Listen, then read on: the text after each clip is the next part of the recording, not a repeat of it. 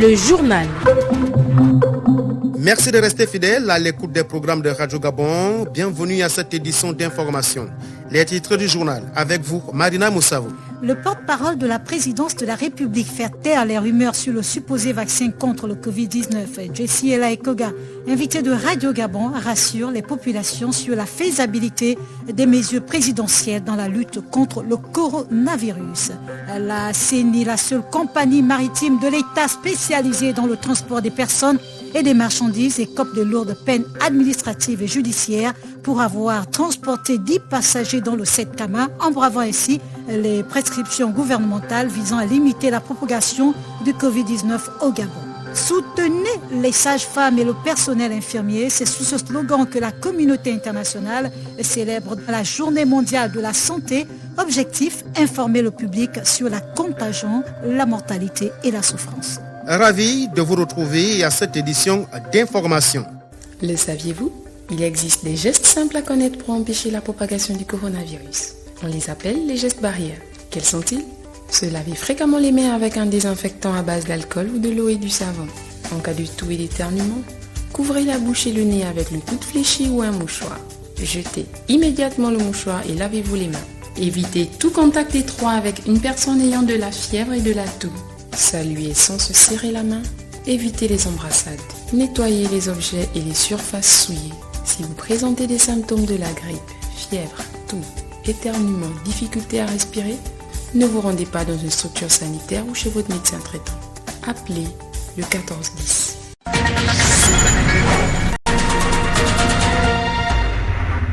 Invité à expliquer les mesures présidentielles pour lutter contre le coronavirus, le porte-parole de la présidence de la République a démenti toute rumeur liée au vaccin contre le Covid-19 au Gabon.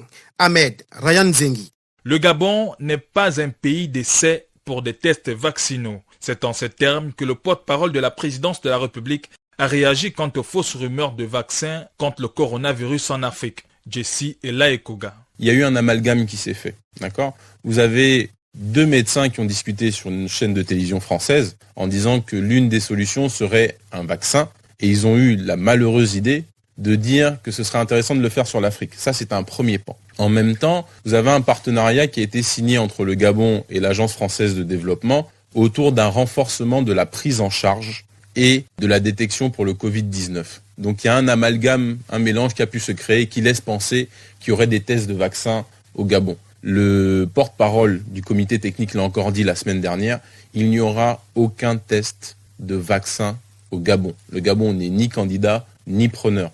Il n'y aura pas de vaccin test en Afrique pour le Covid-19, en tout cas pas au Gabon. Sur cette question, le secrétaire général du ministère de la Santé, par ailleurs porte-parole du COPIL coronavirus, a apporté un démenti formel. Dr Guy Patrick Obian. Le Gabon n'a pas été contacté ni associé à ce projet. Et même si nous étions saisis sur ce projet, le Gabon déclinera ce projet. Le Gabon n'est pas un pays d'essai pour pouvoir faire des tests vaccinaux au sein de la population gabonaise. En somme, afin de protéger les populations gabonaises, aucun vaccin contre la Covid-19 ne se fera au Gabon. Le porte-parole de la présidence de la République, Jessie Elaïkoga, a rassuré de la faisabilité de toutes les mesures annoncées par le chef de l'État le 3 avril dernier, Nick Jocelyn Fouba.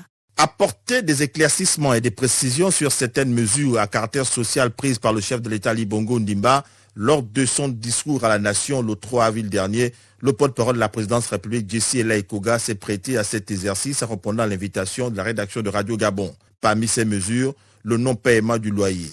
Jessie Elaïkoga, porte-parole de la présidence de la République. C'est de se dire qu'il y a des personnes, suite à la crise, qui sont touchées fortement, qui ont perdu leurs revenus. Ces personnes qui ont perdu leurs revenus verront leur loyer suspendu. La question qui se pose, c'est maintenant pour les propriétaires. Les petits propriétaires pourront aller vers l'État, qui a mis en place un fonds d'urgence d'aide des propriétaires de 2,5 milliards de francs CFA pour se faire rembourser les pertes issues de la mesure. Donc vous voyez, on a vraiment quelque chose à 2 échelles. On aide les plus fragilisés, les plus impactés par la crise, et de l'autre côté, on s'assure que les personnes qui sont touchées par nos mesures soient aussi aidées par l'État. Mais qui sont ces petits propriétaires, monsieur le porte-parole ? Ce qu'on considère comme les petits propriétaires, c'est jusqu'à un certain montant de loyer. Donc là, maintenant, le gouvernement va donner de la précision, mais de façon un peu générale, si vous avez un loyer, je donne donner un exemple de 500 000, habituellement, votre loyer représente environ 30% de vos revenus. Donc ça veut dire que le ménage qui vit dans cette maison-là gagne à peu près 1,5 million. Donc si vous gagnez 1,5 million, vous ne pouvez pas être considéré comme des Gabonais économiquement faibles. Pour soulager les ménages, certaines familles vont arrêter de payer certaines factures fixes. Le Premier ministre chef du gouvernement, Julien Koro-Bekale, va apporter des explications dans quelques jours. Le Premier ministre doit s'exprimer cette semaine. Donc à partir de là, les personnes auront l'ensemble des informations. Mais ce qu'il faut savoir, c'est qu'il y a des mesures à effet immédiat. L'eau, l'électricité, le transport qui va arriver, le fonds de solidarité déjà mis en place, la banque alimentaire maintenant, c'est juste une question de temps. Mais toutes ces modalités-là vont arriver très rapidement.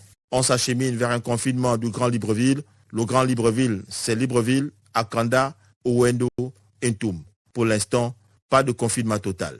Le CAP, le Congrès des agents publics, parapublics et privés de l'État, réagit au discours à la nation du chef de l'État du 3 avril dernier dans un point de presse à son siège à Libreville. Le Congrès des agents publics, parapublics et privés de l'État félicite le président de la République qui a rendu public les mesures d'accompagnement tant attendues par les populations. Le CAP souhaite toutefois que les personnalités qui seront commises par le gouvernement en vue de la mise en œuvre de ces mesures ne viennent ni à les détourner, ni à les utiliser à d'autres fins. Arnaud Ondengozo. Le CAP encourage le Premier ministre chef du gouvernement à traduire en acte les fortes recommandations économiques et sociales du chef de l'État, quand bien même il est unanimement constaté selon lui que les efforts du gouvernement sont visibles au niveau de la sensibilisation, de l'encadrement, de la communication que de l'accompagnement des populations gabonaises. Le Congrès des agents publics, parapublics et privés de l'État qui félicite le chef de l'État et le Premier ministre, chef du gouvernement, pour avoir maintenu en l'état les rémunérations des agents publics, souhaite l'orthodoxie dans la gestion de ces fonds. Son président Emmanuel Mvemba. Le CAP souhaite que les personnalités qui seront commises par le chef du gouvernement en vue de la mise en œuvre de ces mesures ne viennent ni à les détourner, ni à les utiliser à d'autres fins, ni à les confisquer tout simplement au profit des fins personnelles. C'est pourquoi le CAP exhorte vivement le Premier ministre, chef du gouvernement, à plus de vigilance et de rigueur, car de l'application stricte de ces mesures dépendrait la vie des Gabonais. Selon Emmanuel Mvemba, le système de rémunération des agents publics connaît depuis plusieurs mois des dysfonctionnements, voire même une mauvaise gestion interne liée à la création volontaire, dit-il, de plusieurs comptes autonomes des salaires des agents publics qui ne cadrent malheureusement plus avec la gestion des finances publiques modernes. Aussi interpelle-t-il le gouvernement. Le CAP demande au gouvernement l'instruction d'un audit à très court terme afin de freiner cette hémorragie organisée dont les seules victimes sont les travailleurs. Aussi, le CAP demande-t-il au gouvernement la publication du fichier financier des agents publics, car selon la dernière publication du recensement général des fonctionnaires, des milliers d'agents publics fictifs, tant au niveau national qu'à l'extérieur, toucheraient indûment des salaires en lieu et place des vrais ayants droit. Dans cette logique, le président du CAP demande au ministre du Budget de communiquer aux fins de dire aux agents publics la destination du GAB obtenu des fonctionnaires du fantôme au terme du recensement. Dieudonné Milama Mitogo, ancien candidat à la présidentielle de 2016 et président du parti Ensemble pour la République, réagit lui aussi sur les mesures prises par le chef de l'État dans la lutte contre le coronavirus, compte rendu Sonia Adéassime. Les mesures prises par l'exécutif dans le cadre de l'organisation du pays en cette période de crise sanitaire mondiale suscitent beaucoup de réactions, notamment du côté des hommes politiques. Dieudonné Milama Mitogo, président du parti Ensemble pour la République, tout en approuvant ces décisions, émet toutefois quelques inquiétudes pour leur applicabilité. C'est avec beaucoup d'attention que j'ai suivi la dernière déclaration du président de la République dans le cadre de la lutte contre le Covid-19. Je salue toutes les ambitieuses mesures sociales, économiques et sanitaires prises par le président de la République à ce sujet. Toutefois, comme la majorité des Gabonais, j'exprime mes réserves et mes inquiétudes quant à la volonté et à la capacité du gouvernement à mettre en pratique toutes ces mesures dans un esprit d'éthique, d'équité, d'égalité, de sincérité et de bonne gouvernance. Ancien candidat aux élections présidentielles de 2016, l'homme se fait une force proposition pour sa contribution à la concrétisation de ces mesures. J'invite le président de la République à s'armer de vigilance et de fermeté pour que ces mesures salutaires ne se transforment pas en une vaste opération de détournement de deniers publics à ciel ouvert. Aussi, je demande au président de la République de mettre en place une commission indépendante chargée du suivi, du contrôle et d'évaluation de la mise en œuvre des mesures prises dans le cadre de la lutte contre le Covid-19 dans notre pays. Dieudonné Milama-Mutogo réitère sa proposition de voir chacune de nos provinces disposer des capacités réelles de dépistage et de prise en charge des personnes touchées par le coronavirus au niveau local. L'émission Gabon Politique reçoit ce mardi dès 10h05 Louis Gaston Maïla, président de l'UPNR, Union pour la Nouvelle République, une formation politique de l'opposition, membre du groupement et regroupement des partis politiques de l'opposition, PG 41. Sur la question de la pandémie Covid-19 qui secoue le monde, l'homme politique propose une collecte nationale tant alimentaire que financière aux couches sociales défavorisées et aux opérateurs économiques. Écoutons Louis Gaston Maïla, président de l'Union pour la Nouvelle République, en avant-première.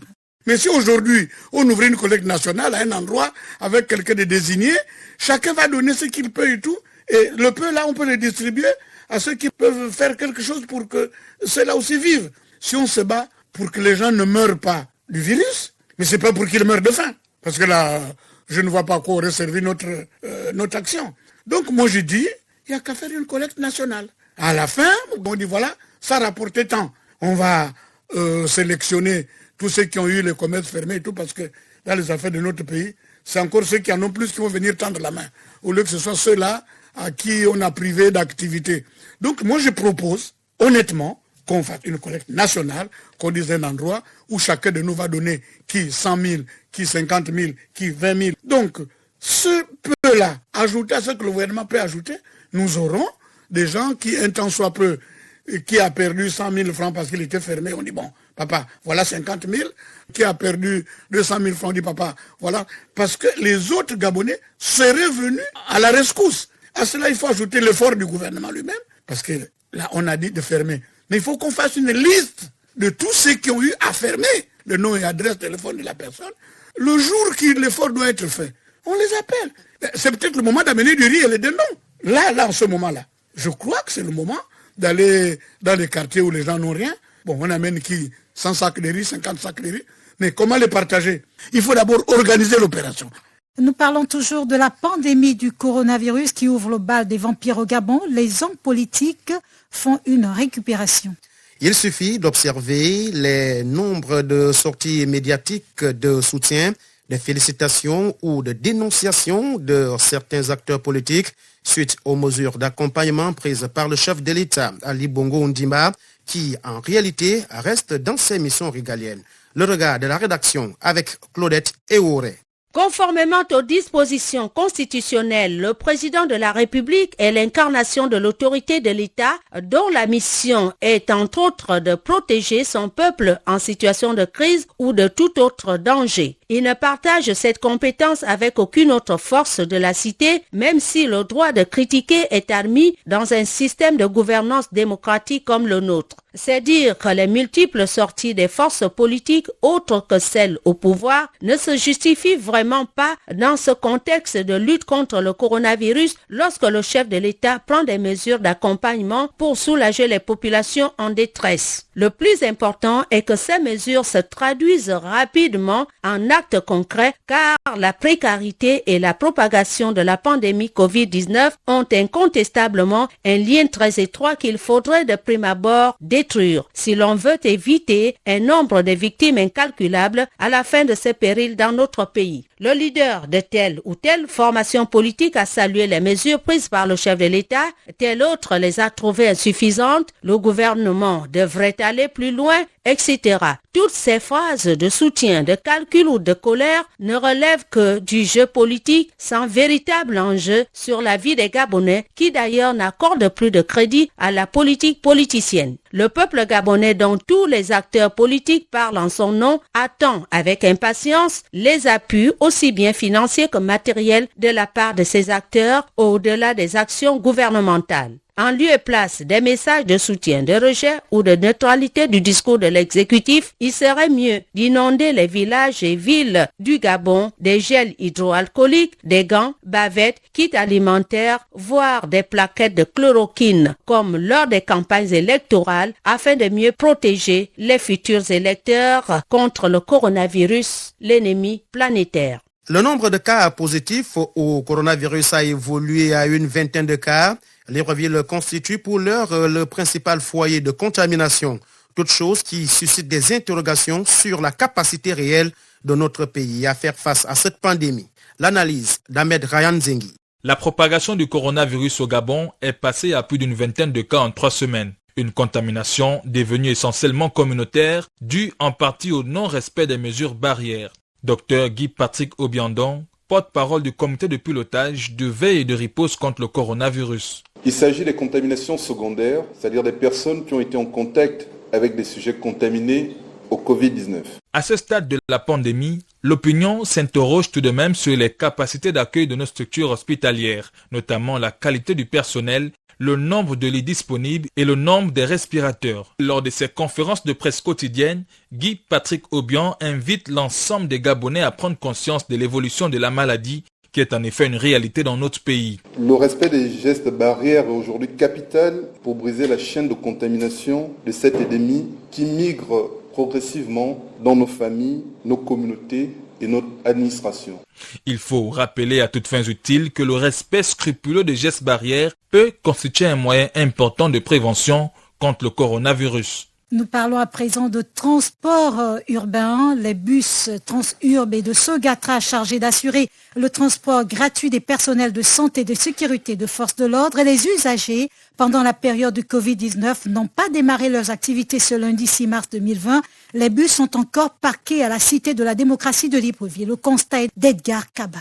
Elles étaient nombreuses aux abords des routes de Libreville à vouloir emprunter les bus Transurb et Sogatra gratuitement pour se rendre à leurs différents lieux de travail. Des heures durant, à l'horizon, aucun bus ne s'est pointé. Réaction vécue par les populations dans certains carrefours, déçus et colériques. Je suis journaliste à Radio Gabon. Je devais donc me rendre à la station pour présenter le journal de 13h. Il se trouve que lorsque j'arrive à l'endroit où j'ai l'habitude de prendre le transport en commun, j'ai vainement attendu par rapport à la promesse gouvernementale qui donnait espoir quant à la gratuité du transport humain. J'ai passé plus de 1h30 sans rien voir venir. J'étais obligé parce que je croyais au moins aujourd'hui épargner mes 2000 francs puisque chaque fois que je viens au travail, je prends une course à 2000 francs. Les bus sont toujours parqués, mais qui les débloque pour que la population puisse être soulagée. Je vais à mon poste de travail, je vais prendre le taxi. Et là, vous avez dépensé combien? 200, d'ici l'hôtel de ville, 200. Je crois 500 pour arriver à mon poste de travail. Donc aller et retour, ça vous fait combien en grosso modo? Une affaire de 1000 francs. Bon, je tiens d'abord à féliciter la mesure du président de la République en disant que la gratuité des transports publics, mais cette mesure va davantage impacter les populations au cas où le dispositif opérationnel de transport public est vraiment efficace et quotidien. Bon, le constat que je viens de faire, là je me trouve aussi à la démocratie, c'est que les bus de la société Transurb sont toujours là et présentement je suis sorti le matin pour aller faire un travail au boulot. Je rentre, je n'ai pas croisé Sogatra. Les bus de Transurb sont toujours parqués à la Cité de la démocratie et ceux de la Société gabonaise des transports, Sogatra, au niveau de l'entrée qui mène vers son siège et dans son enceinte, laissant ainsi planer le doute dans les cœurs des populations. Suite à la mesure prise par le gouvernement d'interdire tout déplacement des personnes pour éviter la propagation du Covid-19 dans notre pays, dit clandestin, tous Gabonais ont été surpris à bord du fret 7 Kama de la compagnie nationale de navigation intérieure et internationale dans la nuit de vendredi à samedi dernier. Pour en savoir un peu plus, notre reporter Désiré Mbieningon s'est rapproché du chargé de la communication de la CENI. Voici ce qu'elle rapporte. L'affaire fait grand bruit depuis ce week-end. Des passagers clandestins ont été surpris à bord du bateau CT Kama appartenant à la CENI dans la nuit du vendredi au samedi dernier. Boris Mbaoke, chargé de la communication à la Compagnie nationale de navigation intérieure et internationale, nous relate les faits. Nous étions étonnés, 4 avril, donc de savoir que 10 clandestins avaient été retrouvés à bord du CT Kama, donc notre navire LCT. Je veux dire quoi, ces directives gouvernementales sur l'interdiction des passagers. Au niveau de la CENI, on a pris toutes les dispositions à ce que ces directives soient suivies. La direction générale a interpellé tous les responsables qui sont liés au transport, à l'exploitation, à manutention interdiction et tout dans nos différents sites d'exploitation, les quais à Libreville et à Port-Gentil, sur cette interdiction. Suite à cette découverte, des mesures urgentes ont été prises par la direction générale. Après cette réunion de crise, des mesures conservatoires ont été prises, notamment une enquête administrative interne par l'adresse de demande d'explication responsable du site de Libreville à Caillé, déjà. Le débarquement à titre conservatoire de l'équipage concerné qui sera présenté devant un conseil de discipline après sa période de confinement. Donc la désignation d'un nouvel équipage, le renforcement des mesures d'inspection des navires par les différents services et administrations intervenant sur les ports de la CENI, et puis la désinfection du navire à Port-Gentil. Cet équipage était composé de 12 personnes, d'accord, et 10 passagers clandestins, ce qui fait en gros 22 personnes. Voilà, donc c'est le chiffre exact. Et ces 22 personnes ont été conduites au centre hospitalier de Tchengué, à Port-Gentil, pour confinement. Les 12 membres de l'équipage et les 10 clandestins ont été immédiatement mis en quarantaine pour observation. Aucune contamination n'est encore avérée, selon les responsables de la CENI. Campagne d'affichage dans la ville minière, Mwanda, et bientôt l'installation de plus de 30 lave-mains pour lutter contre le Covid-19 dans la deuxième plus grande ville de la province du Haut-Ogooué. C'est le travail initié par l'équipe municipale. Nick Jocelyn Fouba. Mwanda, la ville minière, vibre chaque jour à la lutte contre le Covid-19. L'équipe municipale vient de mettre sur pied une campagne de sensibilisation axée sur les mesures barrières. L'objectif ici est clair, faire dans la prévention et protéger la population face à cet ennemi invisible qui tue chaque jour dans le monde. Dr Bernard Moulonda, maire de la commune de Mwanda. Au niveau de la municipalité et en collaboration avec la Comilogue, qui est évidemment notre partenaire principal, nous avons pris des mesures qui consistaient dans un premier temps, il y a une dizaine de jours, à faire imprimer 5000 affiches. 5000 affiches qui ont été dispatchées dans toute la ville, et ces affiches retracent effectivement les mesures barrières comme nous le connaissons pour que toutes les populations soient informées des gestes minimums à assouvir pendant cette épidémie. Mwanda est située à 41 km de Franceville. Elle a une population qui augmente régulièrement. Et pour le bien-être de cette population, en partenariat avec Comilogue, la mairie s'apprête à installer plusieurs lave-mains au sein de la ville. Il est prévu que dans la ville, il sera bientôt mis en place une trentaine de lave-mains. Des lave-mains faits locaux qui sont fabriqués au niveau de la ville de Mwanda, mais avec la collaboration donc de notre principal partenaire. Ces lave-mains consistent donc à utiliser 4 pédales, une pédale par individu bien sûr, et sur cette pédale nous avons un côté pour de l'eau et puis de l'autre côté pour le savon. Contrer le Covid-19 dans le chef-lieu du département La Bombi-Leyou, le docteur Bernard Moulonda est prêt à aller en guerre contre le Covid-19.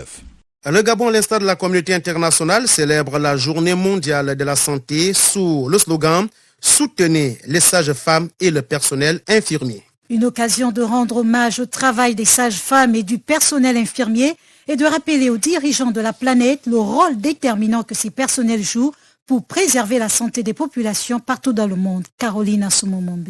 Chaque 7 avril, des centaines d'organisations célèbrent la Journée mondiale de la santé. Des manifestations de sensibilisation sont organisées visant à mieux informer les opinions publiques à propos de la morbidité, la mortalité et la souffrance. Pour cette année 2020, le thème est « Soutenez les sages-femmes et le personnel infirmier ». Occasion de rendre hommage au travail des sages-femmes et du personnel infirmier et de rappeler aux dirigeants de la planète le rôle déterminant que ces personnels jouent pour préserver la santé des populations partout dans le monde. En cette année internationale des sages-femmes et du personnel infirmier, l'Organisation mondiale de la santé mettra en lumière la situation des sages-femmes et du personnel infirmier au niveau mondial. Elle et ses partenaires formuleront également une série de recommandations en vue de renforcer ces ressources humaines. Il s'agit là d'un aspect déterminant pour atteindre les cibles nationales et mondiales relatives à la couverture sanitaire universelle, aux maladies infectieuses et non transmissibles, à la préparation et à l'action en cas d'urgence, à la sécurité des patients et à la prestation des soins intégrés centrés sur la personne.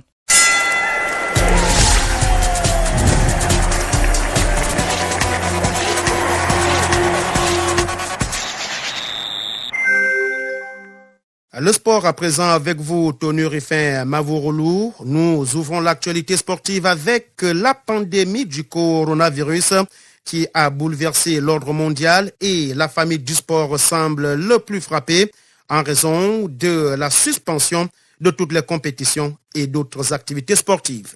Face à cette situation, le président de l'Association des footballeurs professionnels du Gabon salue les mesures d'accompagnement socio-économique annoncées par le chef de l'État, Ali Bongo Ondimba. Rémi Ebanega, au micro de David Hervé Magena Moine-Marine. Notre message s'adresse aussi à l'endroit du gouvernement. Dans les mesures d'accompagnement préconisées par le chef de l'État, il faudrait que le gouvernement mette un regard sur ce secteur d'activité qui est le sport, du moins en particulier le football, parce que ces footballeurs-là devraient normalement être inscrits à la CNAMGS et à la CNSS, mais ce n'est pas le cas. Donc, c'est une partie des mesures contractuelles qui n'est pas respectée. Donc, et ces footballeurs ne sont pas enregistrés également dans aucun registre social. Parce que pour ma part, ce sont des Gabonais économiquement faibles. Donc, il est important de regarder ce côté-là, parce que partant du constat que beaucoup ne sont pas payés, on peut compter du doigt certains clubs qui ont fait signer des contrats aux footballeurs cette année. D'autres sont limités simplement aux licences et plusieurs dirigeants de clubs payent selon leurs humeurs en fait.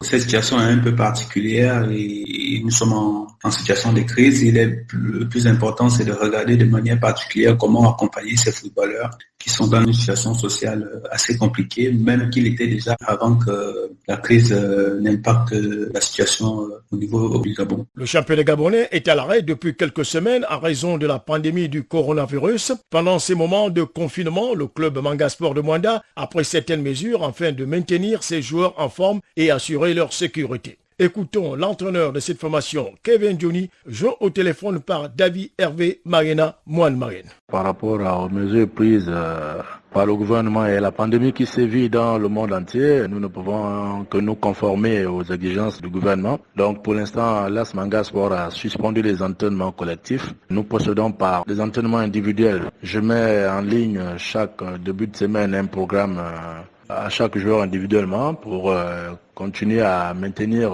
le niveau de forme. Bien que c'est difficile, mais on n'a pas le choix que de se conformer à cela. Évidemment qu'il y a forcément des effets négatifs parce que quand vous voyez la périodisation là on était en période de compétition, donc les joueurs avaient des acquis. Maintenant qu'ils sont bientôt un mois en arrêt, ça veut dire qu'il y a perte des acquis. À la reprise, forcément, ça va avoir un impact sur les performances des joueurs. Parti du Paris Saint-Germain en 2013 pour échapper à un contexte devenu pesant suite à l'affaire Periscope, l'international ivoirien Serge Aurier garde un goût d'inachevé et le latéral droit de Tottenham a bien l'intention de retrouver son club de cœur d'ici la fin de sa carrière. Âgé de 27 ans et sous contrat avec Tottenham jusqu'en 2022, l'ancien Toulousain dispose encore de quelques années pour accomplir son objectif.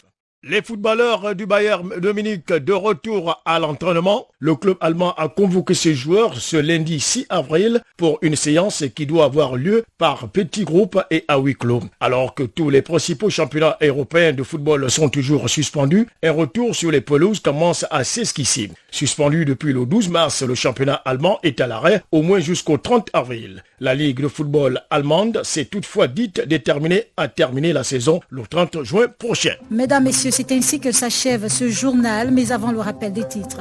Le porte-parole de la présidence de la République fait taire les rumeurs sur le supposé vaccin contre le Covid-19. Jessie Elaï Koga, invité de Radio Gabon, rassure les populations sur la faisabilité des mesures présidentielles dans la lutte contre le coronavirus. La CNI, la seule compagnie maritime de l'État spécialisée dans le transport des personnes et des marchandises, écope des lourdes peines administratives et judiciaires pour avoir transporté 10 passagers dans le Sept-Kama, en bravant ainsi les prescriptions gouvernementales visant à limiter la propagation du Covid-19 au Gabon. Soutenez les sages-femmes et le personnel infirmier. C'est sous ce slogan que la communauté internationale célèbre ce 7 mars 2020 la journée mondiale de la santé. Objectif, informer le public sur la mortalité et la souffrance. Voilà qui met un terme à cette édition d'information présentée par Fabien Okenvele, Marina Moussavou et l'ensemble de la rédaction de Radio Gabon. Votre fidélité nous honore.